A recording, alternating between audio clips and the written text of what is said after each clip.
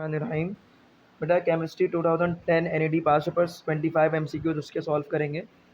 सबसे पहला MCQ है FeSO4 जो कि कन्वर्ट हो रहा है Fe2SO4 3 में। इसमें आयरन ऑक्सीडाइज हो रहा है या रिड्यूस हो रहा है। FeSO4 में आयरन पे जो चार्ज होता है वो होता है +2, क्योंकि सल्फेट पे चार्ज होता है -2। Fe2SO4 3 तो आप लोग ये पढ़ते हैं बेटा, क्लास 9 वगैरह में आपने सीखा था, ठीक है। वैसे ऐसा होता नहीं, लेकिन फिर भी आप लोगों को एक चीज़ आती है कि इसका चार्ज इसके नीचे, इसका चार्ज उसके नीचे आप लिखते हैं। मतलब आयरन का चार्ज इधर लिखा गया होगा तो आयरन पे कौन सा चार्ज है, Fe पर चार्ज है +3। तो आपके पास +2 से कहाँ जा रहे हो आप, +3 में। तो अभी हमने 2008 में हमने सीखा था कि आपके पास जो है बल्कि हमने किस में सीखा था, हाँ 2008 में ही सीखा था कि आपके पास नेगेटिव से 0 एंड देन 0 से पॉजिटिव क्या चलेगी, ऑक्सीडेशन। तो +2 से +3 पे जा रहे हैं तो क्या हो रही है, ऑक्सीडेशन। तो iron is oxidise in this process.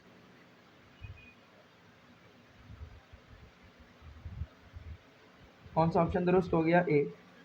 Next Cl2O7 chlorine oxidation state. अभी पीछे भी आया है लेकिन Cl2O4 आया है, अब Cl2O7 आ गया। उसमें क्या हो गया, 2 क्लोरीन है, ठीक है। आपके पास +7 multiply by -2 is equals to 0, 2 7 दा 14, उधर जाके क्या हो जाएगा प्लस का 14।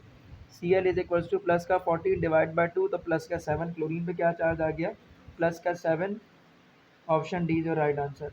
3 का देख लें, इलेक्ट्रोफाइल इज। अभी पूछा था न्यूक्लियोफाइल कौन है, तो बेंजीन न्यूक्लियोफाइल था, Cl-1 न्यूक्लियोफाइल था, NO2 पॉजिटिव इलेक्ट्रोफाइल है क्योंकि उस पर चार्ज है पॉजिटिव।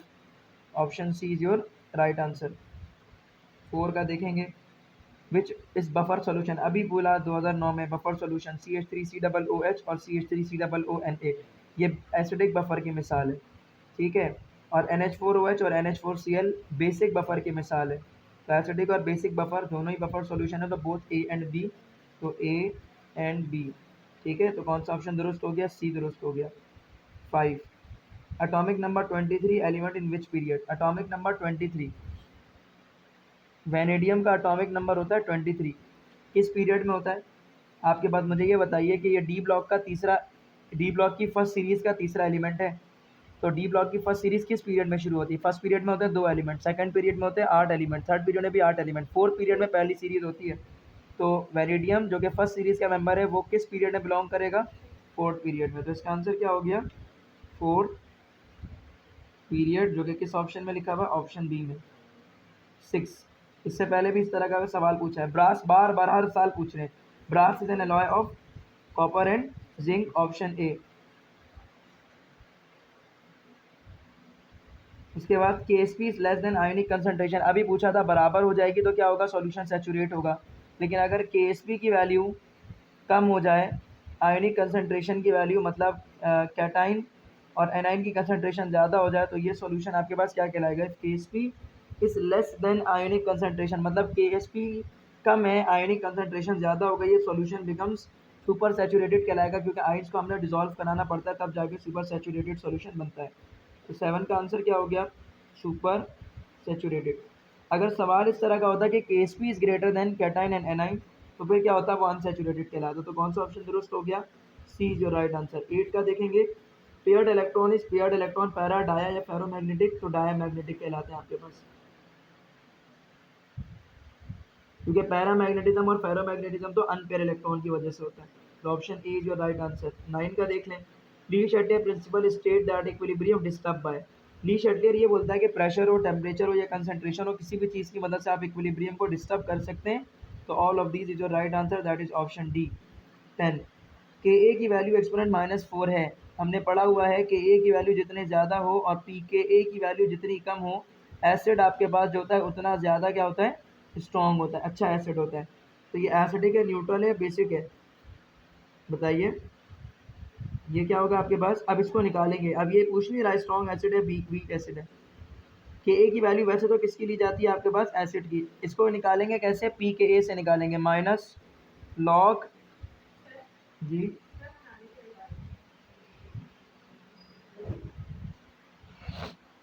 माइनस लॉग के ए की कंसंट्रेशन क्या दी हुई है, एक्सपोनेंट 4, ठीक है। तो नेगेटिव के ए की वैल्यू दी हुई ना बेटा, के ए की वैल्यू ऑब्वियसली एसिडिक सॉल्यूशन होगा आपके पास, क्योंकि बेसिक सॉल्यूशन के लिए तो हम के बी लेंगे। ठीक है, ये सिंपल कॉन्सेप्ट है। ठीक है, उसके बाद 11 proton is equals to neutron, किस में होगा? ड्यूट्रियम, ड्यूट्रियम का फॉर्मूला होता है आपके पास 1h2। प्रोटॉन क्या न्यूट्रॉन के इक्वल होता है? ऐसा ही है, प्रोटॉन और न्यूट्रॉन मिलाएंगे तभी तो 2 आएगा, 1+1 बराबर हो गया। उसके बाद ऑक्सीजन -2, O-2। ऑक्सीजन में आपके पास प्रोटॉन और न्यूट्रॉन कितने होंगे? ऑक्सीजन का एटॉमिक नंबर होता है 8, एटॉमिक मास होता है 16, तो 8 + 8 होता है उसके भी अंदर, तो ये दोनों तो हो गया, n+1 में भी होगा ऑल ऑफ दीज, तो 12 का आंसर क्या हो गया? D, that is all of these. 13 H2SO4 1.5 mole, what is the mass of sulphur? अभी किया था 48 ग्राम होगा, यही था ना? 1.5 मोल H2SO4 में सल्फर का मास कितना होगा? 48 ग्राम। 13 के बाद 14 brass is present on which reaction? Base is present on which reaction? Base किस में होता है? बीटा एलिमिनेशन में, SN1 में, SN2 में, बीटा एलिमिनेशन रिएक्शन में होता है।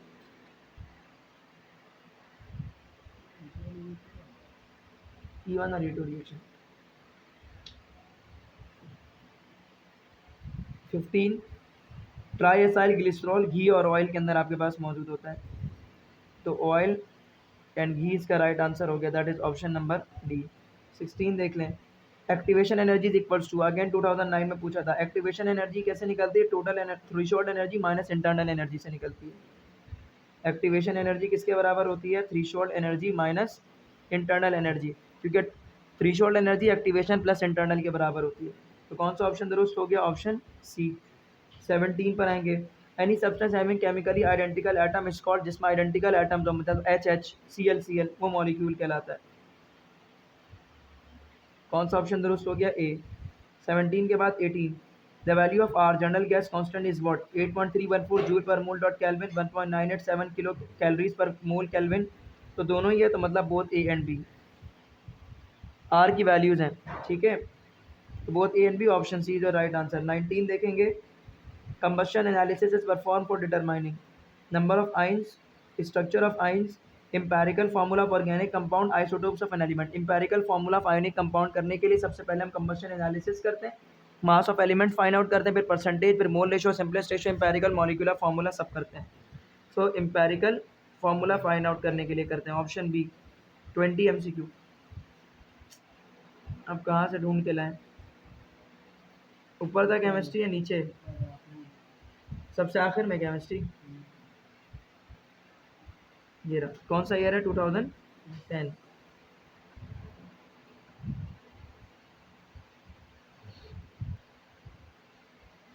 ट्वेंटी का क्या होगा आंसर देखेंगे, 2010 चल रहा था। 19 कंबस्शन एनालिसिस किस लिए की जाती है? एम्पेरिकल, बल्कि 19 का तो लिख लिया हमने, अब 20 करेंगे। Collision between gas molecules are elastic, inelastic, या both A and B? Collision between gas molecules are, अगर ये यहाँ पर बोलता आइडियल गैस है तो इलास्टिक होता, नॉन आइडियल तो इन इलास्टिक। अब ये ए एंड बी हम इसको टेक आउट करेंगे, क्योंकि अगर आइडियल और नॉन आइडियल दोनों के लिहाज से इसने पूछा, तो collision between the gas molecules, journal gas बोलता या रियल गैस बोलता या आइडियल गैस बोलता, तो फिर हम लिखते कोलिजन इलास्टिक या फिर इन इलास्टिक में फ़र्क कर दे। लेकिन अभी हम यहाँ पर क्या लगाएंगे? बोथ लगाएंगे, इलास्टिक भी हो सकता है, नॉन इलास्टिक भी हो सकता है। तो और अगर यहाँ पे कंफर्म कर देता कि वो रियल गैस का पूछ रहा है, तो हमेशा इन इलास्टिक लगाएंगे, ऑप्शन सी जो right answer. 21 absolute zero is equals to minus का 273.16 आपके पास जो है ना बेटा डिग्री सेल्सियस ये होता है एब्सोल्यूट ज़ीरो। ठीक है, ये ऑप्शन तो दिया हुआ नहीं है, या फिर 0 केल्विन, ये भी ऑप्शन नहीं दिया हुआ है। अब -459.6 59.7 डिग्री फ़ारेनहाइट, इसको देखते हैं कैलकुलेशन करके कि क्या ये आपके पास इक्वल आता है नहीं आता है।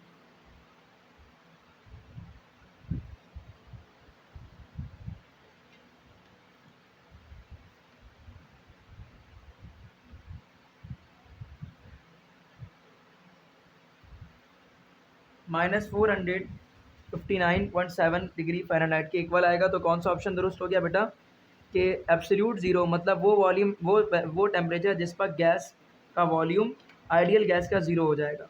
ठीक है, तो ऑप्शन क्या हो गया इसका? -459.7 डिग्री फ़ारेनहाइट। उसके बाद 22 the gas laws are not obeyed by the general gases at, gas laws नहीं ऑबे किए जाएंगे जर्नल गैसेस के ऊपर, कब? Gas laws are not obeyed by general gases at, obey कब करेगा जब हाई टेम्परेचर लो प्रेशर हो, और ऑबे कब नहीं करेगा जब इसका उल्टा हो, मतलब लो टेम्परेचर हो हाई प्रेशर हो। तो लो टेम्परेचर और हाई प्रेशर, तो both A and B is right answer, A and B. मतलब आप चाहते हो आइडियल बीएफ कराना तो हाई टेम्परेचर लो प्रेशर कर रहे थे, आप चाह रहे हो अभी नॉन आइडियल करना, तो नॉन आइडियल करने के लिए यानी गैस कब आइडियली बिहेव नहीं करती, कब नहीं करेंगे, उस वक्त जब आप टेम्परेचर को लो करेंगे, प्रेशर को हाई करेंगे। तो ए एंड बी मतलब option D is your right answer. 23 देखेंगे, the surface form by the breakage of the crystals is called cleavage, और क्लीवेज प्लेन हम उसको बोलते हैं। वो सरफेस जो क्रिस्टल को काटने के बाद आएगी, आपको यहाँ से हमने काट दिया, ये सरफेस आ गई, this is called edge cleavage.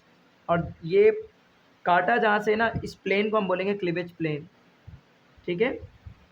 तो क्लीवेज हमें ऑब्टेन होता है, option C is the right answer.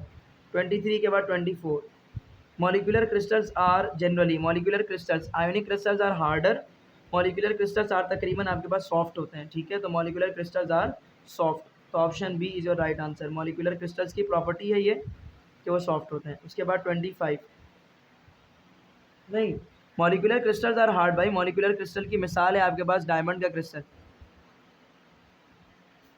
एक सेकंड रुक जाए, बल्कि सही है, molecular crystals are soft. Iodine molecule जो आपके पास होता है सॉलिड फॉर्म में, कार्बन डाइऑक्साइड जो आपके पास होती है जिसको आप ड्राई आइस कहते हैं, ठीक है, ये सॉफ्ट ही होंगे, तो ऑप्शन भी हमने ठीक लगाया। कोवेलेंट क्रिस्टल जो होते हैं ना वो होते हैं हार्ड आपके पास, ठीक है। 25 देखेंगे, if L is equal to 2 then orbital will be, तो एल की वैल्यू 0 होती है एस के लिए, एल की वैल्यू 1 होगी पी ऑर्बिटल्स के लिए, पी सबशेल के लिए, और एल की वैल्यू 2 हो जाएगी डी सबशेल के लिए। तो एल की वैल्यू 2 किस ऑर्बिटल के लिए होगी, यानी कि मतलब शेल के बारे में यहाँ पर पूछ रहा है, एस पी या डी, कौन से होगा बेटा, डी के लिए होगी। तो यहाँ पर हमारा हो गया 2010 के भी 25 एमसीक्यूज एनईटी पास पेपर से कंप्लीट। आई होप सो कि मसला नहीं होगा, कुछ है तो काइंडली कमेंट सेक्शन में पूछ लीजिएगा। वीडियो को लाइक करके शेयर ज़रूर कर दीजिएगा, और न्यू मेंबर है तो सब्सक्राइब प्लस बेल आइकन को प्रेस जरूर कर दीजिएगा। थैंक यू, अल्लाह हाफ़िज़।